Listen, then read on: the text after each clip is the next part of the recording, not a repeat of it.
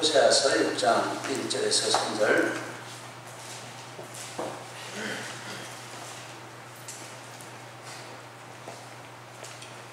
호세아 6장 1절에서 3절. 찾으셨으면 우리 함께 들어가시겠습니다. 구약성경 1262페이지 1페이지 2페이지 호세아 6장 1절에서 3절. 오라 우리가 여호와께로 돌아가자. 여호와께서 우리를 찢으셨으나 또다 나같이 못하시고 우리를 치셨으나 싸매어 주실 것이라. 여호와께서 이틀 후에 우리를 살리시며 셋째 날에 우리를 일으키시리니 우리가 그의 앞에서 살리라. 그러므로 우리가 여호와를 알자. 힘써 여호와를 알자. 그의 나타나시는 새벽빛같이 여기만하니 비와 같이 땅을 적시는 늦은 비와 같이 우리에게 임하시라 하니라. 아멘. 할렐루야.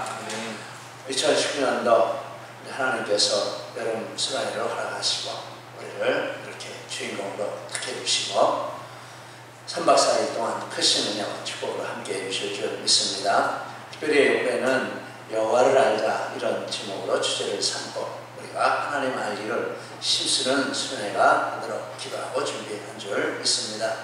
특별히 지난 한 주간 동안 저녁 기도를 통해서 우리 청년들 스스로 모여서 하나님 앞에 기도하고 은혜를 주시기를 소망한 것 하나님께서 분명하게 이번 수련회를 통해서 응답해 주시고 축복해 주시리라 믿습니다. 여호와를 알자 보니까 주제 구절이 바로 이 호세아서 6장 3절 말씀입니다. 그래서 여기서 여호와를 알자라는 말씀의 구체적으로 무엇인지 우리가 미리 알고 마음의 이해를 하고 하나님 알기를 추구하면 훨씬 더 좋을 것 같다 이런 마음을 주셔서 이 말씀을 본문으로 듣겠습니다. 호세아는 북왕 후 이스라엘이 번성하던 여로보암 2세 시대의 선자입니다. 1장 1절. 이 시대의 이스라엘은 경제적으로 군사적으로는 부국 강병한 시대였습니다. 나라의 영토가 가장 넓은 때였고 경제적으로도 크게 호황을 누리는 이런 때였다는 것을 말씀합니다. 성경 열왕기 역대기에 보고 1장 1절에 그렇게 말씀 나오고 있습니다. 그때 하나님께서 호세아를 보내서 하나님께 돌아오게 이런 메시지를 주셨습니다. 왜냐하면 군사적으로 경제적으로는 굉장히 번성하는 때였지만 영적으로는 그의 반비례해서 아무렇지도 않는 때였기 때문에 외적인 그것보다 더 중요한 것이 영적인 것인데 영적으로 이렇게 암흑길을 달려가고 있으니 하나님께 돌아오라 이렇게 호세아를 통해서 말씀을 하신 것입니다. 하나님께서 호세아를 통해서 계속 범죄하는 이스라엘을 변함없이 사랑하신다 하는 것을 보여주셨습니다. 호세아는 음란한 여인 고멜과 결혼해서 세 자녀를 낳았습니다. 1장에 나와 있습니다. 아마 다 성경을 읽어보셔서 아시리라 생각합니다. 이것은 하나님께서 타락한 이스라엘 백성을 구원하시고 축복해 주신 것이고 그리고 지금 이런 번영도 하나님이 주신 것이다 하는 의미가 담겨 있습니다. 그런데 고멜은 호세아는 말하자면 하나님을 상징하는 것이고 고멜은 이스라엘 백성을 상징하는 것입니다. 고멜은 자녀들을 안 돌보고 외간 남자들과 음행을 멈추지 않았고 호세아가 공급하는 모든 좋은 의식주를 그들이 준다고 생각을 하고 그들과 범죄하는 재료로 삼았다 하는 말씀이 2절에 나오고 있습니다. 얼마나 어리석은 행동인지 또 생각인지 모르겠습니다. 이것은 이스라엘이 하나님 앞에서 자신이나 공동체를 바로 세우려고 노력하지 않고 우상 숭배했다 이런 의미입니다. 그리고 그들이 누리는 모든 형통함과 물질적 부여를 하나님이 주신 것이 아니고 우상이 주는 것이다 이런 생각을 했고 그래서 우상을 섬기는 재료로 이 모든 것을 사용했다 이런 의미입니다. 고멜은 급기야 호세아를 버리고 다른 남자를 따라 도망을 했다 하는 것입니다. 그런데 호세아는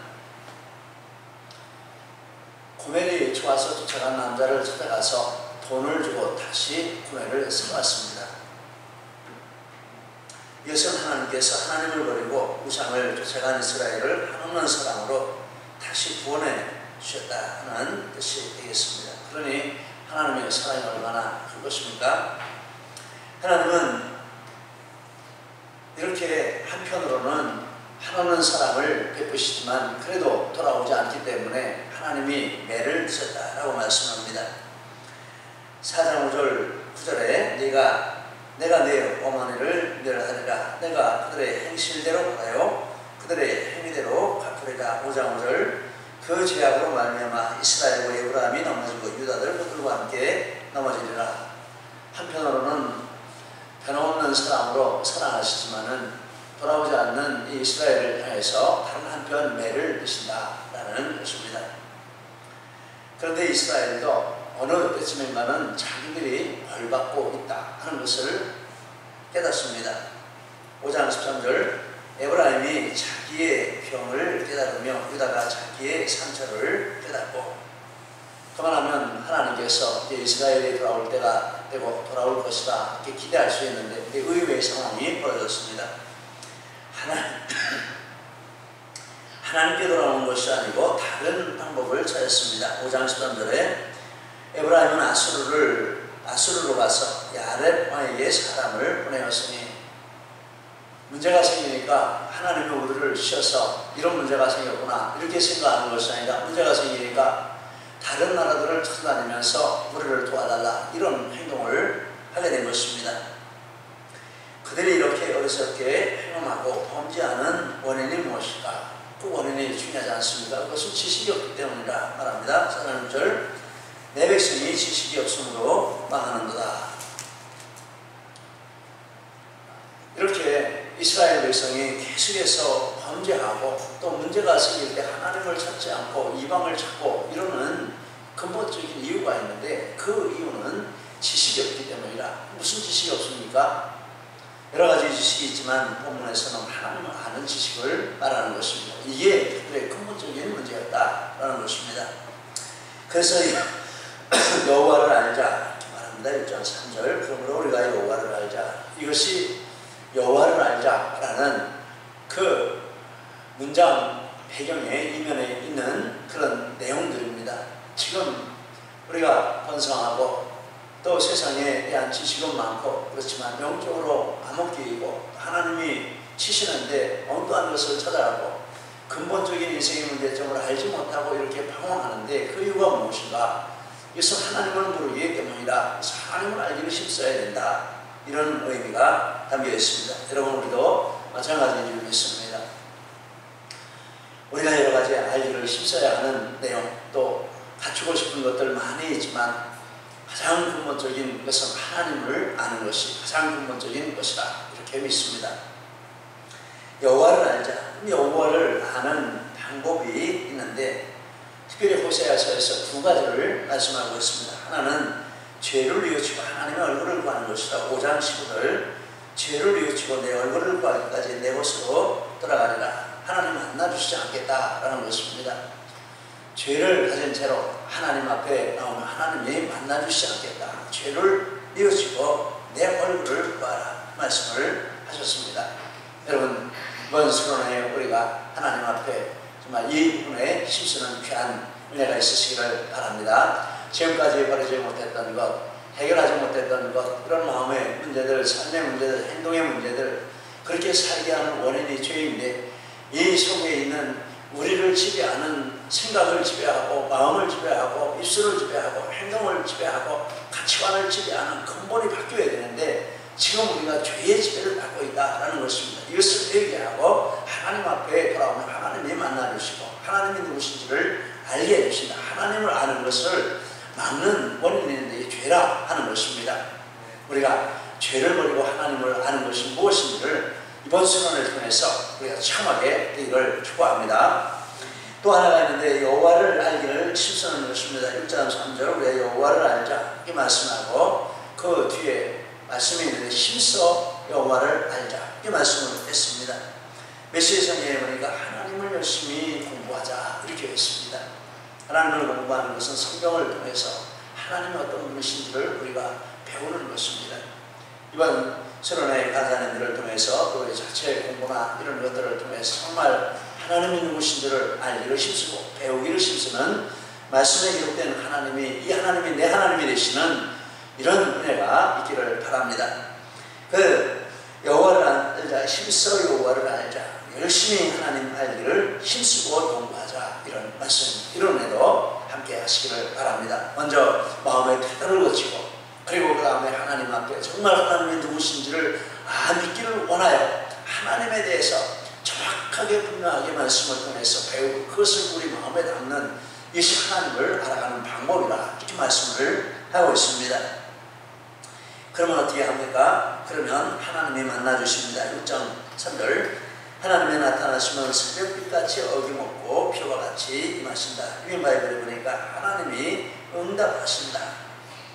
새벽이 오는 것과 같이 때가 되면 비가 오는 것과 같이 하나님이 응답하신다. 이렇게 말씀했습니다.